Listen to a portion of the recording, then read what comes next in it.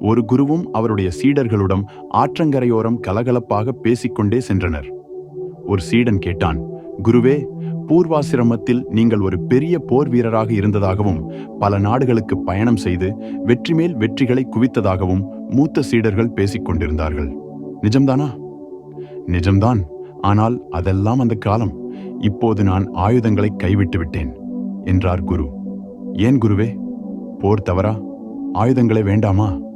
சரி தவறு என்பதல்ல என் வாதம். ஒரு கட்டத்துக்கு மேல் புத்தி கூர்மையும் அமைதியையும் விட சிறந்த ஆயுதம் எதுவும் இல்லை என்று புரிந்துவிட்டது எனக்கு. குருவின் வார்த்தைகளில் சீடர்களுக்கு நம்பிக்கை பிறக்கவில்லை.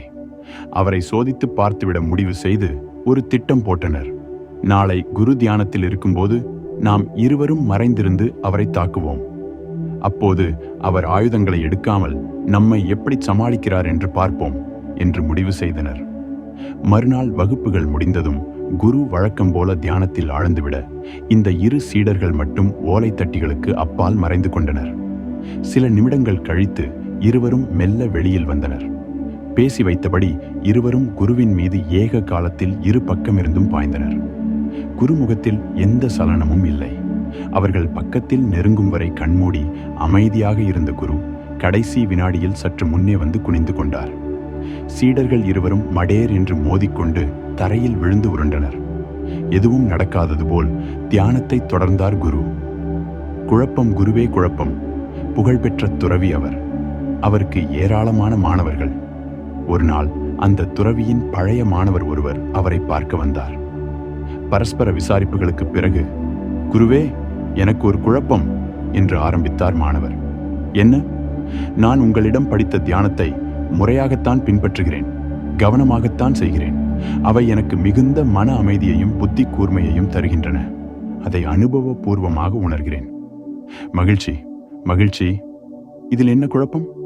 நான் தியானத்தில் இல்லாத வேளைகளில் முழுமையான நல்லவனாக இருக்கிறேனா என்ற சந்தேகம் இருக்கிறது. அது எனக்கே சில நேரங்களில் தெரிகிறது. சில நாள்களில் நானும் ஒன்றிரண்டு தவறுகளை செய்கிறேன். தியானம் பழகிய ஒருவன் இப்படி செய்வது சரிதானா? இதை யோசிக்கும் போது என் உள்ளம் குன்றிச் சிரித்து விடுகிறது. குருநாதர் சிரித்தார். ஆக, நீ தியானமும் செய்கிறாய், தவறுகளும் செய்கிறாய், அப்படித்தானே? ஆமாம் குருவே. அது தவறில்லையா? இல்லை. நீ தினமும் தியானம் செய், தினமும் தவறு செய், தினமும் தியானம் செய், தினமும் தவறு செய். கொஞ்ச நாளில் இதில் ஏதேனும் ஒன்று நின்றுவிடும். ஐயோ, ஒருவேளை தவறு நிற்பதற்கு பதில் தியானம் நின்றுவிட்டால்? அதுவும் நல்லதுதான். உன்னுடைய இயல்பு எது என்று புரிந்துவிடும் இல்லையா? காணொளியை தொடர்ந்து பார்த்த உங்களுக்கு என் சிறந்தாழ்ந்த நன்றிகளை தெரிவித்துக் கொள்கிறேன். இதுபோல மனதை மயக்கும் சிறு சிறு கதைகளை தொடர்ந்து பார்க்க சேனலில் சப்ஸ்கிரைப் செய்து கொள்ளவும், பிடித்திருந்தால் லைக் செய்யவும்.